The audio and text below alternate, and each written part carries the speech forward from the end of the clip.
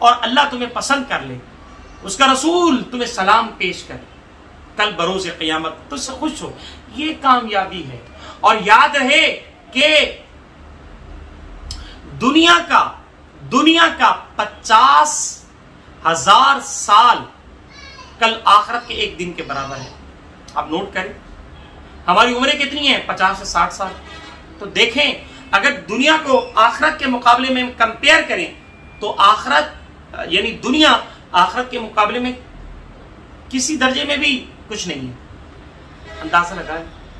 اعوذ باللہ من الشیطان الرجیم، بسم اللہ الرحمن الرحیم۔ وقال الذين لا يرجون لقاءنا لولا أنزل علينا الملائكة أو نرى ربنا لقد استكبروا في أنفسهم وعتوا عتوا كبيرا۔ صدق الله العظيم۔ رب اشرح لي صدري ويسر لي أمري واحلل عقدة من لساني يفقهوا قولي۔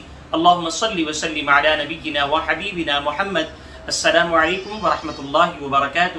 محترم ناظرین، اللہ سبحانہ و تعالیٰ کی توفیق سے پچھلی نشست میں ہم نے پارہ نمبر 18 مکمل کیا تھا۔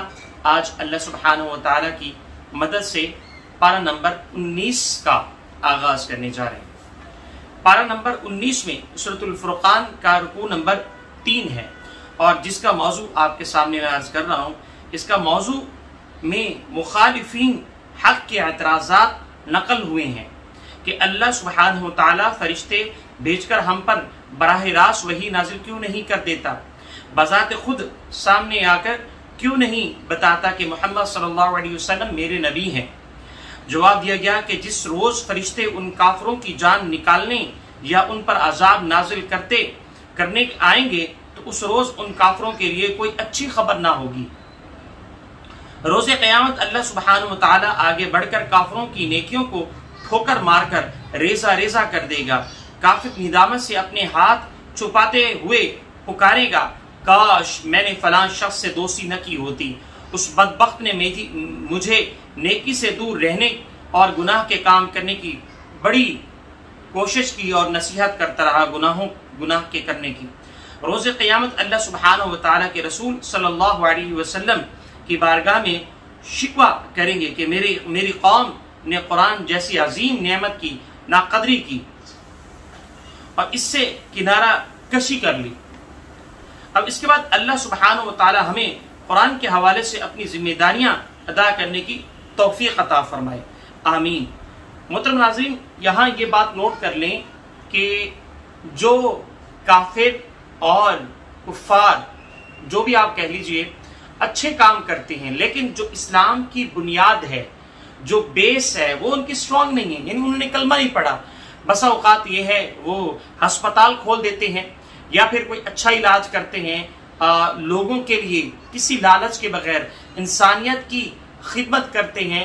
دوسرے جو ایسے ممالک ہیں جس میں غربت اور فقر عام ہے، ان کی مدد اور ہیلپ کرتے ہیں، تو کہا جا رہا ہے کہ یہ جو ان کی نیکیاں ہیں یہ اللہ کے حوالے کوئی طاقتور نہیں ہے، اللہ کے بارگاہ میں کوئی طاقتور نہیں۔ اس کی وجہ کیا ہے؟ اس کی وجہ جو ان کی بیس ہے، جو کلمہ ہے، انہوں نے پڑھا ہی نہیں۔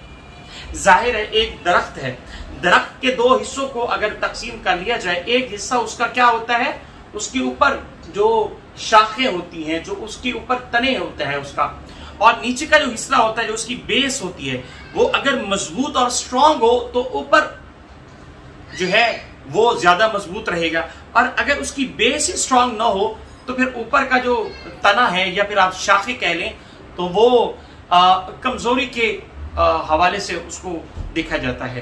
تو یہی وہ چیز ہے جو یہاں بتائی جا رہی ہے۔ مزید اس کے بعد رکوع نمبر 4 کا آغاز ہے، جس میں قوموں کی عبرت ناک انجام کے حوالے سے بیان ہے۔ ان قوموں میں آل فرعون، قوم نوح، قوم عاد، قوم سمود اور اسی طریقے سے کنویں والے اور قوم لوط بھی شامل ہیں۔ بدقسمتی سے مجرم قوم میں اللہ کی بجائے خواہشات نفس کو اپنا معبود بنا لیتی ہے۔ نفسانی خواہشات کی پیروی کرنے والے انسان نہیں، در حقیقت حیوان ہیں۔ وہ زندگی نہیں گزار رہے بلکہ زندگی انہیں گزار رہی ہے۔ اللہ ہمیں حیوانی تقاضوں سے بلند تر پاکیزہ مقصد زندگی اختیار کرنے کی توفیق عطا فرمائے۔ انسان کی जो जिस्म है वो दो जुज़ या दो चीज़ों का मजमुआ है। एक इंसान का जिस्म है और दूसरी रूह है। रूह का ताल्लुक कुरान करीम से है, नेकी से है, अच्छे काम से है, आमाल सालिह से है। और जो जिस्म है उसका ताल्लुक ग़िज़ा से है, और वो मिट्टी से बना है, और जो ग़िज़ा आती है वो सारी मिट्टी से आती है। तो जिस्म कहता है, जो नफ्स है वो कहता है कि मुझे जो भूख है वो पूरी कर दो, चाहे वो हलाल से हो चाहे वो हराम से हो। हलाल और हराम में वो तमीज़ नहीं करती। लेकिन जो रूह है जिसका ताल्लुक अल्लाह से है, वो कहता है मुझे हलाल चाहिए, मुझे ज़िक्रुल्लाह चाहिए, मुझे कुरान चाहिए, मुझे नेक आमाल चाहिए, जिसके ज़रिए से सुकून और इत्मीनान की कैफियत पैदा होती है। तो ये वो दो चीज़ें हैं जिसके सामने मैंने आपको जिक्र किया है। इसके बाद रुकू नंबर 5 है, और इस रुकू में अल्लाह सुब्हानहू व तआला की कई नेमतों का तज़किरा है। सया धूप, सूरज, दिन रात, नींद, ठंडी हवाएं, बारिश, पानी और पानी की गर्दिश का निज़ाम बिला शुबा अल्लाह सुब्हानहू व तआला ही की अता करदा नेमतें हैं। सुब्हानअल्लाह। बदकिस्मती से इंसानों की अक्सरियत बड़ी ही एहसान फरामोश है। नबी अकरम सल्लल्लाहु अलैहि वसल्लम को हुक्म दिया गया कि वो कुफ्फार के खिलाफ कुरान हकीम के जरिए जिहाद करें। जिहाद बिल कुरान ये है कि कुरान के जरिए लोगों पर हक को वाज़े करके उन पर इत्माम हुज्जत करना। नबी अकरम सल्लल्लाहु अलैहि वसल्लम ने नबवी जिंदगी के पूरे 23 बरस जिहाद में गुजारे। उनमें से 15 बरस तक आप सल्लल्लाहु अलैहि वसल्लम ने सिर्फ जिहाद बिल कुरान किया और दावत के जरिए मुनज़्ज़म और तरबियत याफ्ता साथियों की एक जमात तैयार करी। बकिया 8 बरस आप सल्लल्लाहु अलैहि वसल्लम ने जिहाद बिल कुरान भी जारी रखा, और उसके साथ साथ मुनज़्ज़म जमात के जरिए अस्करी जिहाद करके दीन को, हक को गालिब करने की आपने कोशिश फरमाई, और बल्कि कोशिश करने के बाद आपने वो कायम फरमा दिया। अल्लाह सुब्हानहू व तआला हमें भी कुरान करीम की दावत के जरिए ऐसी मुनज़्ज़म जमात फराम करने की तौफीक अता फरमाए जो गलबे दीन की जिद्दोजहद के आइंदा मराहिल के लिए अपना किरदार अदा कर सके। आमीन। तो हमें क्या काम करना है? हमारा सबसे पहला फर्ज ये है कि हम पहले कोई ऐसी मुनज़्ज़म जमात हो जिसके साथ मिल जाए, अकेले कभी ना जिंदगी गुजारें। चूंकि फहाशी का तूफान है, उरियानी का तूफान है, और शिर्क का तूफान है, और इसी तरीके से और भी बहुत सारे तूफान हैं जो दीन में नई चीज़ों का ईजाद करे। बहुत बड़े तूफान हैं जो अकेले आदमी को उठा के ले जाएंगे। लेकिन हमें किसी ऐसी मुनज़्ज़म जमात के साथ जुड़ना होगा, फिर हम मजबूत हो जाएंगे। कहीं गिरेंगे जमात के लोग हमें उठा लेंगे, कहीं गिरेंगे उठा लेंगे। भाई ये गलत काम है, यहाँ आ जाए। नमाज छूटेगी तो पूछेंगे 2-3 नमाजें खुदा न खास्ता अगर कज़ा होती हैं तो हमारे भाई पूछेंगे भाई वो फलां भाई हमारी नमाज पढ़ने आते थे, वो आज क्यों नहीं? तो इसी तरह किसी जमात में हमें जुड़ना होगा ताकि हमारी जो पीठ है, वो बुनियाद है, वो मजबूत हो जाए, और फिर हम अल्लाह की तौफीक से साबित कदम रहे और हमारी ईमान की हिफाजत हो जाए। ये ज़रूरी है। फिर इसके बाद रुकू नंबर 6 का आगाज हो रहा है, जिसमें अल्लाह के महबूब बंदों के औसाफ हमीदा का जिक्र है। वो ज़मीन पर आजिज़ी के साथ चलते हैं, तबलीग उसी वक्त करते हैं जब कोई शख्स बात सुनने की कैफियत में हो, तवील क़याम सुजूद के साथ नमाज तहज्जुद का एहतमाम करते हैं, माल खर्च करते हुए मियाना रवि से काम लेते हैं, ऐसी महफिल में नहीं बैठते जहाँ झूठ बोला जा रहा हो, बेमकसद कामों से दूर रहते हैं, जब कुरान सुना जाए तो अमल की नीयत से सुनते हैं, शिर्क, कत्ल, नाहक, जना जैसे बड़े बड़े गुनाहों से इज्तिनाब करते हैं, जहन्नम के अजाब से बचने के लिए दुआएं करते हैं, अपनी बीवियों और औलाद के लिए नेकियों और तक़वा की तौफीक मांगते हैं। उन खुश नसीबों को अल्लाह जन्नत की बाला खाने अता फरमाएगा। अल्लाह सुब्हानहू व तआला हम सबको इन खुश नसीब में शामिल फरमाए। वही चीज़ आ गई, हमारा उठना, हमारा बैठना, हमारा चलना, हमारे दोस्त, ये हमारी दोस्तियाँ किन लोगों के साथ है?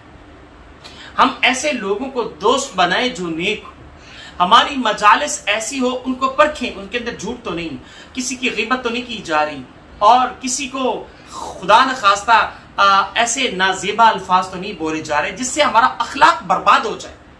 उन जमातों में हमने या ऐसी मजलिस में हमें शामिल नहीं होना। हमने अपनी ईमान की हिफाजत करनी है। हमें ऐसी जमात ढूंढने की ज़रूरत है जो दीन का काम कर रही है, कोई भी हो, جو دین کا کام اس میں ہم سمٹ جائیں اس جماعت کے ساتھ، مل کے دین کا کام کریں. تو یہ جماعت ضروری ہے. بارہا میں یہ بات عرض کر رہا ہوں کہ مجھے اور آپ کو کسی جماعت کے ساتھ مل جانا ضروری ہے، پھر اس کے ساتھ مل کے اخلاق اور اخلاص کے ساتھ دین کا کام کریں، تاکہ ہماری زندگی کے جو باقی لمحات ہیں وہ قیمتی بن جائیں.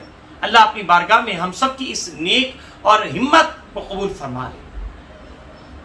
اس کے بعد سورۃ الشعراء کا آغاز ہے، جس میں اللہ کی قدرتیں بیان کرنے کے بعد 8 بار یہ الفاظ آئے ہیں، ان فی ذلک لآیہ وما کان اکثرهم مؤمنین وان ربک لہو العزیز الرحیم. سورۃ الشعراء کا رکوع نمبر 1 ہے، اور جس آیت کو میں نے آپ کے سامنے پڑھ کے سنایا ہے، اب اس کا میں ترجمہ کرنے جا رہا ہوں. وہ آیت ان فی ذلک لآیہ وما کان اکثرهم مؤمنین وان ربک لہو العزیز الرحیم. فرمایا گیا یقیناً اس میں بے نشانی اور ان کی اکثریت ایمان لانے والی نہیں. یقیناً اس میں ہے نشانی اور ان کی اکثریت ایمان لانے والی نہیں ہے، اور بے شک اے نبی صلی اللہ علیہ وسلم آپ کا رب زبردست ہے، رحم کرنے والا ہے. اور یہ آیت اس سورۃ الشعراء میں کتنی دفعہ آئی ہے؟ 8 دفعہ آئی ہے. مراد کیا ہے؟ مراد یہ ہے اس آیت مبارکہ سے اللہ کی نشانیاں دیکھ کر بھی ایمان نہ لائے تو اللہ بہت زبردست ہے، یعنی فوراً عذاب دے سکتا ہے، البتہ وہ رحم کرنے والا بھی ہے، لہٰذا اصلاح کے لیے مہلت دیتا ہے. ایک بات نوٹ کر لیں محترم ناظرین، رحمت اللہ سبحانہ و تعالیٰ کی بہت بڑی وسیع ہے. ایک حدیث جس کا مفہوم اللہ نے مجھے ابھی ذہن میں ڈالا ہے کہ اللہ کی رحمت کے 100 حصے ہیں. اللہ نے اپنی رحمت کا ایک حصہ اس زمین پر اتارا ہے، جس میں جانور کی مائیں ہیں، انسانوں کی مائیں ہیں، بہنوں بھائیوں میں محبت کا ایک پہلو ہے. وہ صرف اللہ کی رحمت کا ایک حصہ ہے، اور 99 حصے اللہ نے اپنے پاس رکھے ہوئے ہیں. تو نوٹ کریں اللہ کی رحمت کتنی بڑی ہے. لیکن یاد رہے کہ اللہ سبحانہ و تعالیٰ کی رحمت بہت وسیع ہے. اللہ کی رحمت کے میں آ کر ہمارا کہیں یہ عقیدہ نہ بن جائے کہ ہم اللہ کی رحمت بہت بڑی وسیع ہے، جو چاہو کرو، زنا کرو، جھوٹ بولو، چوری کرو، غیبت کرو اور سود کھاؤ، نمازوں کو چھوڑ دو. اللہ بڑا غفور الرحیم ہے. یہ میرے بھائیوں، یہ شیطان نے ہمیں کلمہ پڑھایا ہے، ایسی کوئی بات نہیں. اللہ کی رحمت یقیناً بہت بڑی وسیع ہے، اس میں کوئی دو راہ نہیں ہے. قرآن نے ذکر کیا اس بات کو، یا عبادی لا خوف علیکم اليوم ولا انتم تحزنون یا عبادی الذین اسرفوا علی انفسهم لا تقنطوا من رحمت اللہ. اللہ کی رحمت سے نا امید نہ ہو، بلکہ کفر ہے. لیکن میرے بہن بھائیوں، اللہ کی رحمت وسیع ہے. وامتازوا اليوم ایھا المجرمون ما لکم کیف تحکمون، یہ بھی قرآن ہے. اللہ سبحانہ و تعالیٰ مجرمین اور مسلمین فرمانبرداروں کو ایک الگ صف میں کھڑا کرے گا. یہ ذہن میں رہنی چاہیے ہماری بات، کہ ہمیں اللہ سے دعا مانگنی چاہیے کہ اللہ اپنے ان نیک بندوں کی صف میں شامل کرے، کہ کل اللہ کے سامنے جب ہماری پیشی ہو تو ہمیں شرمندگی نہ ہو. اور اس کے بعد مزید آگے بڑھے تو اس رکوع میں، یعنی رکوع جو میں نے ابھی عرض کیا ہے پہلے رکوع میں، مزید مشرکین مکہ کے مجرمانہ روش کا ذکر ہے، اور وہ اللہ کی کئی نشانیاں دیکھ چکے ہیں لیکن پھر بھی ایمان نہیں لائے. نبی اکرم صلی اللہ علیہ وسلم کی دلجوئی کے لیے کہا گیا کہ اگر اللہ چاہے تو ایسا معجزہ دکھا دے کہ وہ ایمان لانے پر مجبور ہو جائیں، لیکن وہ اللہ کو تو ایمان وہ مطلوب ہے. اگر اللہ چاہے تو ایسا معجزہ دکھا دے کہ وہ ایمان لانے پر مجبور ہو جائیں، لیکن اللہ کو وہ ایمان مطلوب ہے جو بالغیب ہو. ان پر حجت پوری ہو چکی ہے. جس طرح اللہ مردہ زمین کو دوبارہ زندہ کرتا ہے، اسی طرح انہیں بھی مرنے کے بعد دوبارہ زندہ کرے گا، پھر آخرت کی شدید عذاب کا مزہ چکھائے گا. اس کے بعد رکوع نمبر 2 کا آغاز ہے، جس میں حضرت موسیٰ علیہ السلام اور فرعون کے درمیان دلچسپ مکالمہ کا بیان ہے. اللہ نے حضرت موسیٰ علیہ السلام اور حضرت ہارون علیہ السلام کو حکم دیا کہ فرعون کے پاس جاؤ اور اسے رب کائنات پر ایمان لانے کا دعوت دو. فرعون نے حضرت موسیٰ علیہ السلام کو طعنے دیے کہ ہم نے تمہارے پرورش کی، لیکن تم نے احسان فراموشی اختیار کی، ہمارے ہی ایک آدمی کو قتل کر دیا. حضرت موسیٰ علیہ السلام نے ارشاد فرمایا کہ مجھ سے یہ قتل خطا، مجھ سے یہ وہ جو بندہ قتل ہوا تھا وہ خطا کے طور پر ہوا تھا. اس وقت ہوا تھا جب کہ میں ابھی حق کی تلاش میں تھا. اب اللہ نے مجھے حق سے آگاہ فرما کر نبوت سے سرفرازہ ہے اور میری ماضی کی خطا اللہ نے معاف کر دی ہے. البتہ ذرا اپنی گریبان میں بھی تو جھانکو، تم مجھ پر پرورش کا احسان دھر رہے ہو اور تم نے میری پوری قوم کو اپنا غلام بنا رکھا ہے۔ فرعون نے فوراً گفتگو کا موضوع بدلتے ہوئے پوچھا کہ رب کائنات کون ہے، یعنی کائنات کا رب کون ہے؟ حضرت موسیٰ علیہ السلام نے جواب دیا کہ اللہ، جو تمام انسانوں اور زمین کا مالک ہے، مشرق اور مغرب کا، نہ صرف تمہارے بلکہ تمہارے باپ اور دادا سب کا رب ہے۔ فرعون لاجواب ہو گیا اور اس نے حضرت موسیٰ علیہ السلام کو دھمکی دی، میں تمہیں قید کر دوں گا۔ البتہ حضرت موسیٰ علیہ السلام نے اپنی لاٹھی پھینکی اور خطرناک اژدہا وہ بن گئے، اور فرعون جو ہے وہ ان کے جو ہوش ہے وہ اپنے قابو میں نہ رہے۔ اس طرح حضرت موسیٰ علیہ السلام نے ہاتھ نکالا تو وہ ہاتھ جو ہے وہ چمکنے لگ گیا، تو اس طرح وہ مرعوب ہو گیا۔ اس نے دربار میں درخواست کر دی۔ کیا درخواست کی؟ مزید آگے انشاءاللہ آگے میں آپ کو عرض کرتا ہوں۔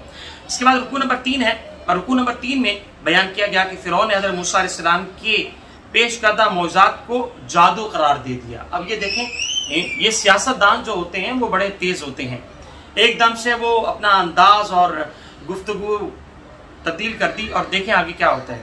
اس نے طے کیا کہ ان معجزات کو توڑ ماہر جادوگر کے ذریعے سے کیا جا سکتا ہے۔ اس کا جو جادو ہے، جادو تو نہیں تھا، لہٰذا اس نے کہا یہ جادو ہے، اور اس کا جو توڑ کریں گے وہ بھی جادو کریں گے جو ماہر ہو اس میں۔ ملک بھر سے تمام جادوگر بلائے اس نے، اور جادوگروں نے اپنی لاٹھیاں اور رسیاں پھینکی، اور وہ لاٹھیاں اور رسیاں بظاہر رینگتے ہوئے سانپ محسوس ہوئے۔ حضرت موسیٰ علیہ السلام نے اپنا عصا پھینکا جس نے حقیقی اژدہے کی صورت اختیار کرتے ہوئے جادوگروں کی لاٹھیوں اور رسیوں کو نگل لیا۔ جادوگروں نے دیکھ لیا اور حضرت موسیٰ علیہ السلام کا عصا حقیقی اژدہا بنا، اور ایسا ہوا کہ جادو کے ذریعے ممکن نہیں تھا، لہٰذا وہ بھی اختیار سجدے میں گرے، اور اللہ سبحانہ وتعالیٰ کی وحدانیت پر ایمان لے آئے۔ فرعون نے انہیں ہاتھ پاؤں کا کاٹنے اور سلیب پر لٹکانے کی دھمکی دی۔ جادوگروں نے بڑے حوصلے سے جواب دیا کہ ہمیں اپنی زندگی کی کوئی پرواہ نہیں، ہم رب حقیقی پر ایمان لا چکے ہیں، امید ہے وہ ہماری تمام خطاؤں سے درگزر فرمائے گا، کیونکہ ہم نے حق کے سامنے آتے ہی حق کو قبول کر لیا۔ اور مفسرین کی اس بارے میں رائے ہے کہ انہوں نے صرف دھمکی نہیں دی تھی، بلکہ انہوں نے سب جو ہے جو ایمان لائے تو ان کو سولی پر لٹکا بھی دیا، اور اس لیے لٹکایا تاکہ جو دیکھنے والے ہیں ان کو سبق حاصل ہو جائے، جو اپنے دین سے بے دین ہوتا ہے اس کے ساتھ کیا کیا جاتا ہے۔ اور اس کے بعد رکوع نمبر 4 ہے، جس میں حضرت موسیٰ علیہ السلام اللہ کے حکم سے اپنی قوم کو لے کر مصر سے نکل پڑے۔ فرعون نے اپنے لشکروں کے ساتھ ان کو تعاقب کیا۔ فرعون کے لشکر جب ان کے بالمقابل قریب پہنچ گئے تو قوم موسیٰ نے کہا ہم تو مارے گئے، پیچھے فرعون ہے اور آگے سمندر ہے، اب تو بچاؤ کا کوئی راستہ ہی نہیں۔ ایسے میں حضرت موسیٰ علیہ السلام نے اللہ پر توکل کی اعلیٰ مثال قائم فرمائی۔ انہوں نے اطمینان فرمایا ان معی ربی سیہدی۔ اصل بات کیا ہے میرے محترم ناظرین، ہم جس حال میں بھی ہوں ہمارا پالنے والا ہمارے ساتھ ہوتا ہے، ہر صورت میں اللہ ہمارے ساتھ ہے۔ کیا فرمایا؟ ان معی ربی سیہدی، میرا رب کس کے ساتھ؟ میرے ساتھ ہے۔ کبھی بھی حق کا دامن نہ چھوڑ، اس حال میں بھی سختیاں آئیں، تکلیفیں آئیں، کبھی حق کا دامن نہ چھوڑ۔ کیا کہا؟ ان معی ربی سیہدین، بے شک میرا رب میرے ساتھ ہے، وہ مجھے ضرور کوئی نہ کوئی راستہ نکال کے دکھائے گا۔ اللہ کے حکم سے موسیٰ علیہ السلام نے سمندر پر عصا مارا، سمندر پھٹ گیا اور اس میں ایک خشک راستہ وجود میں آ گیا، اور اس سے گزر کر حضرت موسیٰ علیہ السلام اور ان کے ساتھی سمندر کے دوسرے کنارے پر پہنچ گئے۔ فرعون اور اس کا لشکر جب راستے کے درمیان پہنچا تو راستے کے دونوں طرف کا پانی مل گیا اور وہ سب ڈوب کر ہلاک ہو گئے۔ اب مزید آگے بڑھیں تو اس کے بعد رکوع نمبر 5 ہے۔ رکوع نمبر 5 میں حضرت ابراہیم علیہ السلام اور حضرت ابراہیم علیہ السلام کے ایمان افروز واقعے کا ذکر ہے، اور وہ کیا ہے آپ کے سامنے پیش کیا جا رہا ہے۔ حضرت ابراہیم علیہ السلام کا ایمان کیا تھا؟ وہ اپنے والد اور قوم سے فرمایا کرتے تھے کہ میرا معبود حقیقی اللہ کے سوا کوئی نہیں، تمام معبود میرے خیر خواہ نہیں بلکہ دشمن ہیں۔ اللہ ہی نے مجھے پیدا کیا، وہی مجھے سیدھی راہ کی ہدایت عطا فرماتا ہے، وہی مجھے کھلاتا ہے، وہی پلاتا ہے، جب میں بیمار ہوتا ہوں تو وہی مجھے شفا دیتا ہے، پھر وہی مجھے موت دے گا اور وہی دوبارہ زندہ کرے گا، امید ہے وہ مہربان ذات ہے، روز جزا میری خطاؤں کو معاف فرما دے گا۔ اے میرے رب مجھے حکمت اور دنیا آخرت میں صالحین کی رفاقت میں نصیب فرما، میرے بعد والے بھی میرا ذکر خیر خواہی سے کریں، مجھے نعمتوں والی جنت کا وارث بنا، مجھے روز قیامت کی رسوائی سے محفوظ فرما، وہ روز کہ جب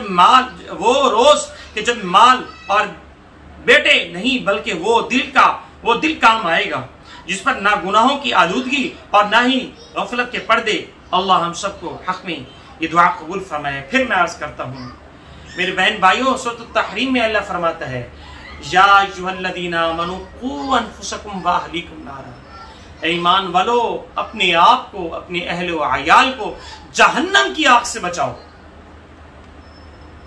وقودھا الناس والحجارہ، سورۃ البقرہ میں اللہ فرماتا ہے جس کا ایندھن کون ہوگا؟ اللہ، جس کا ایندھن کون ہوگا؟ والحجارہ، ایندھن پتھر ہوں گے۔ اب سوچیں، نوٹ کریں کہ آج ہم کہاں کھڑے ہیں، اپنے آپ کو، اپنے اہل عیال کی خیر خواہی کے لیے یہ محنت کر رہے ہیں؟ اگر کر رہے ہیں تو اللہ کا شکر ادا کریں، اور اگر نہیں کر رہے تو اس نصیحت کو اپنی زندگی سے، اپنے پلو سے باندھ لیں۔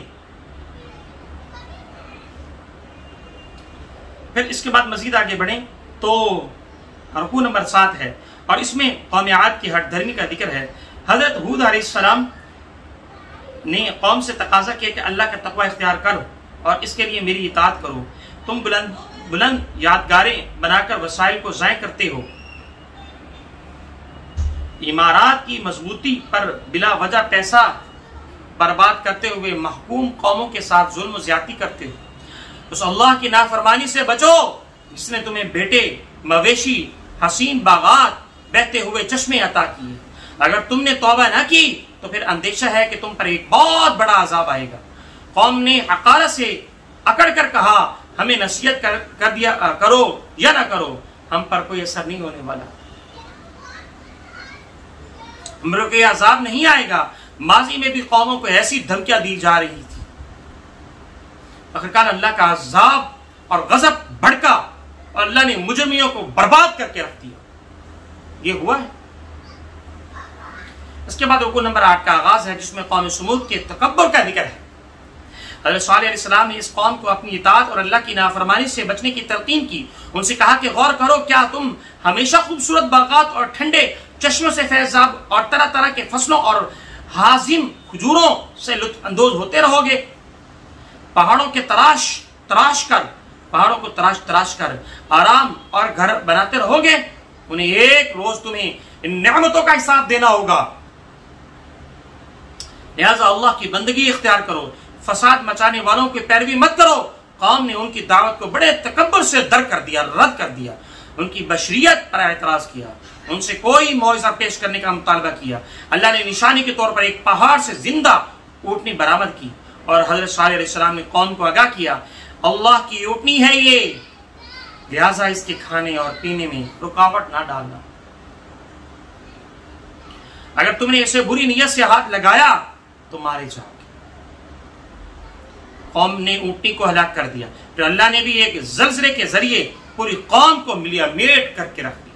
اللہ سے کون ٹکر دے سکتے میرے بہن بھائی؟ اللہ اکبر۔ اللہ سبحانہ وتعالی ہم سب کو اپنے عذاب سے اور جہنم کی آگ سے ہمیں بچائے اور ہماری حفاظت فرمائے۔ اس کے بعد رکوع نمبر 9 کا آغاز ہو رہا ہے جس میں قوم لوط کی بے حیائی کا ذکر ہے۔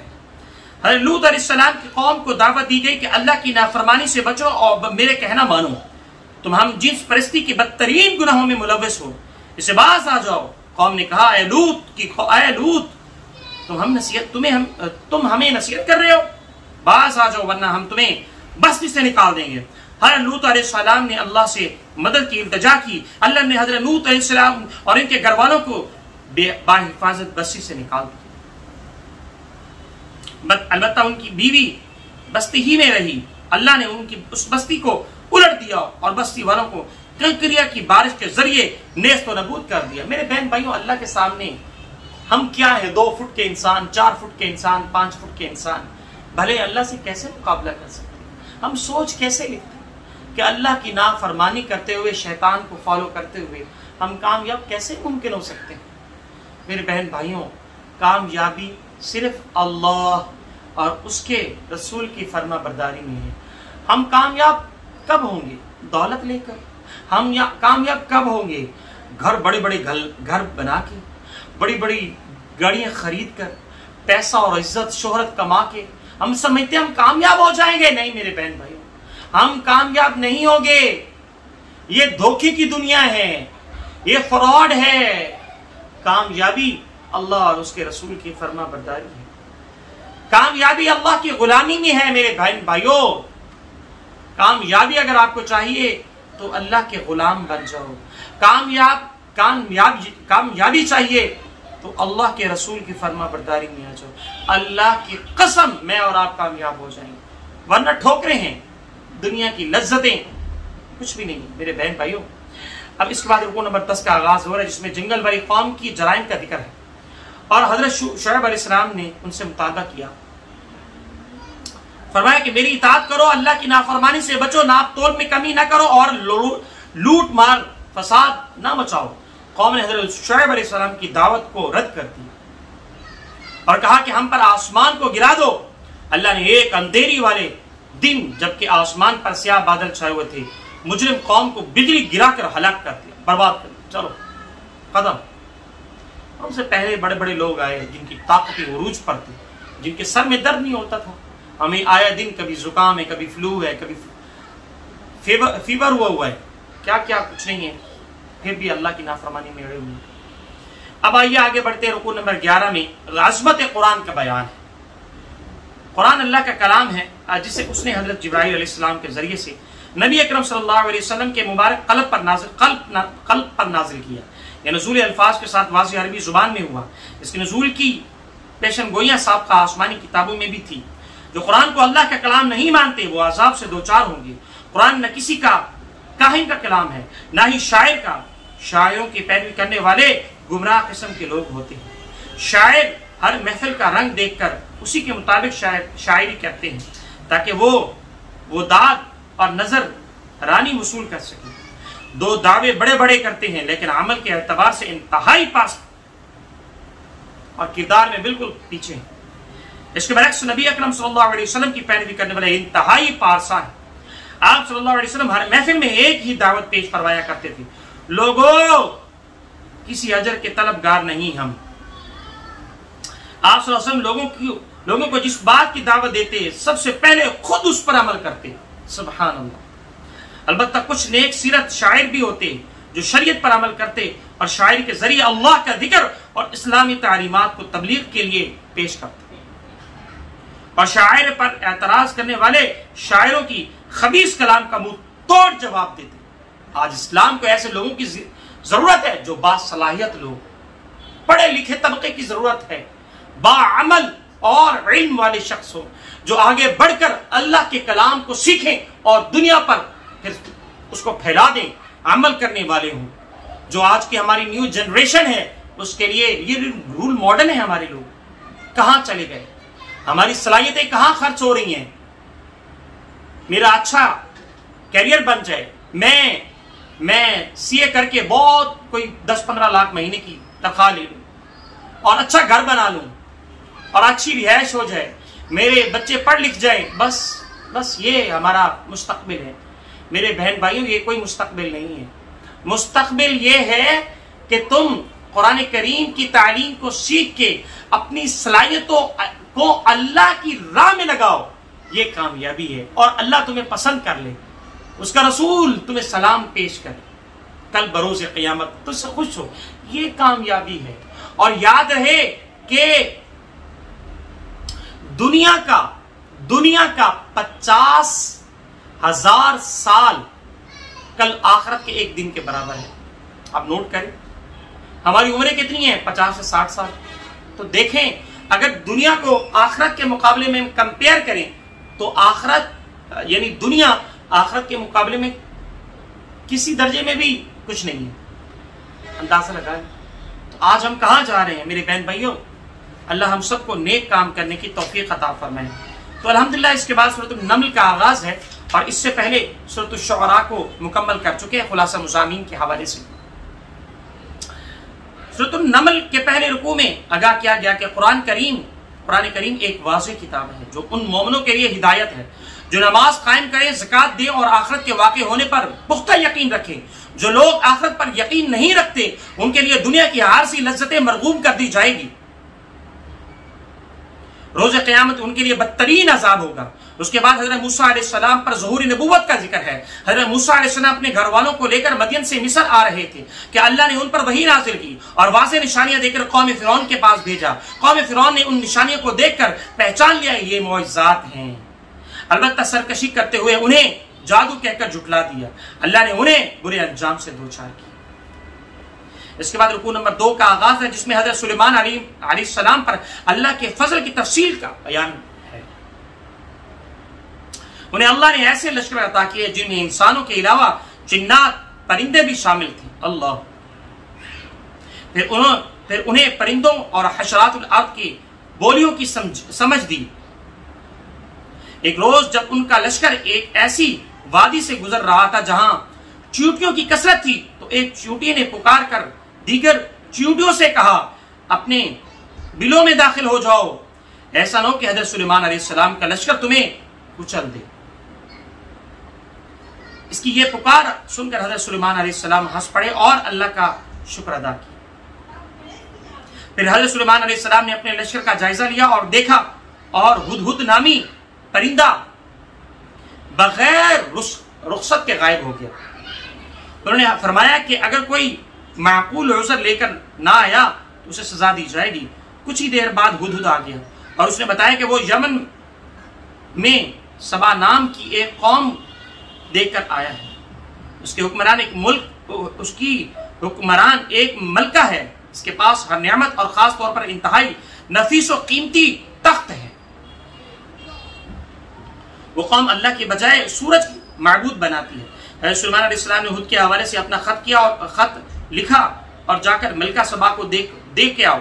ملکہ سبا کو جب حضرت سلیمان علیہ السلام کا خط ملا تو اس نے فوراً اپنی ریاست کے تمام عمائدین کو جمع کیا، انہیں حضرت سلیمان علیہ السلام کا خط پڑھ کر سنا دیا۔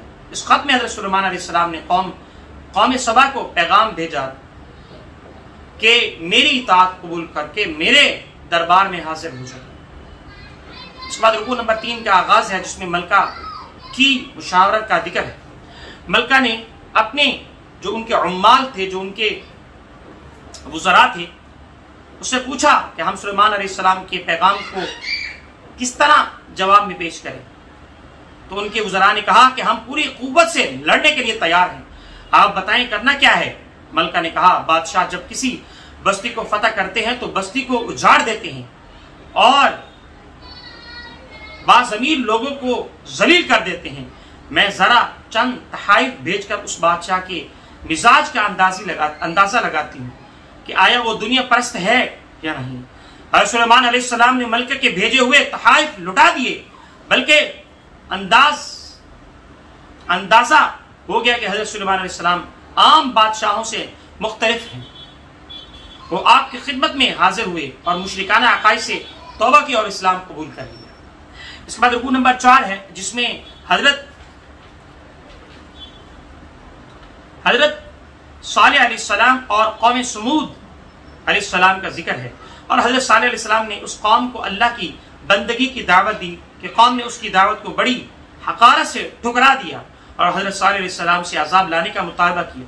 اس بدبخت قوم کے 9 سردار تھے، انہوں نے طے کیا کہ ہم رات میں حضرت صالح علیہ السلام کے گھر پر حملہ کر کے انہیں اور ان کی تمام اہل خانہ کو ہلاک کر دیں۔ بعد میں اس جرم کا اعتراف کرنے سے انکار کر دیں گے۔ اللہ نے ان کے ناپاک منصوبہ کو ناکام بنا دیا اور ایک زلزلے کے ذریعے پوری قوم کو تہس نہس کر دیا۔ اس رکوع میں یہ بھی بیان ہوا کہ ہم جنس پرستی کا جرم تاریخ انسانی میں سب سے پہلے قوم لوط نے کیا۔ اللہ لوط علیہ السلام نے جب انہیں اس جرم سے باز آنے کی تلقین کی تو انہیں حضرت لوط علیہ السلام اور ان کے اہل خانہ کو بستی سے نکال باہر کرنے کی دھمکی دی۔ اللہ نے حضرت لوط علیہ السلام ان کے اہل خانہ کو بستی سے بحفاظت نکالا، پھر بستی کو الٹ دیا۔ اللہ اس کے بعد اس بستی پر کنکریوں کی بارش برسائی، پھر قوم کو تباہ و برباد کر دیا، اور حضرت لوط علیہ السلام کی بیوی بھی عذاب کا شکار ہوئی، اور اسی طریقے سے اس کی ہمدردیاں کس کی تھی؟ فاسق قوم کے ساتھ تھی۔ الحمدللہ یہ پارہ نمبر 19 کا اللہ سبحانہ وتعالیٰ کی توفیق سے تکمیل تک اللہ نے پہنچا دیا۔ اس کے بعد پارہ نمبر 20 کا آغاز ہے، انشاءاللہ اللہ نے چاہا تو اگلی نشست میں آپ کے سامنے میں خلاصہ مضامین پیش کروں گا۔ اللہ سبحانہ وتعالیٰ سے دعا ہے کہ میری زبان اور میرے منہ سے جو صحیح کلمات نکلے ہیں اللہ اپنی بارگاہ میں قبول فرمائے، اور جو اس میں کمی کوتاہی ہیں محض اللہ اپنے فضل و کرم سے اس حقیر اور فقیر آدمی کو معاف فرماتے ہوئے اس کو توشہ آخرت بنے، اپنے بارگاہ میں قبول فرمائے، اور اس کے ذریعے اللہ مجھے جنت میں داخلہ فرمائے، اور میرے والدین اور میرے بھائی مرحوم اور دیگر جتنے بھی میرے مرحومین ہیں اللہ سبحانہ وتعالیٰ ان کی کامل اور مکمل مغفرت فرمائے، اور امت مسلمہ کے ہر مرحومین کی کامل مغفرت فرمائے، میرے علماء صلحاء، میرے اساتذہ کرام، اور وہ جو جن کا میرے اوپر حق اور احسان ہے اللہ ان کے سب کی کامل اور مکمل مغفرت فرمائے۔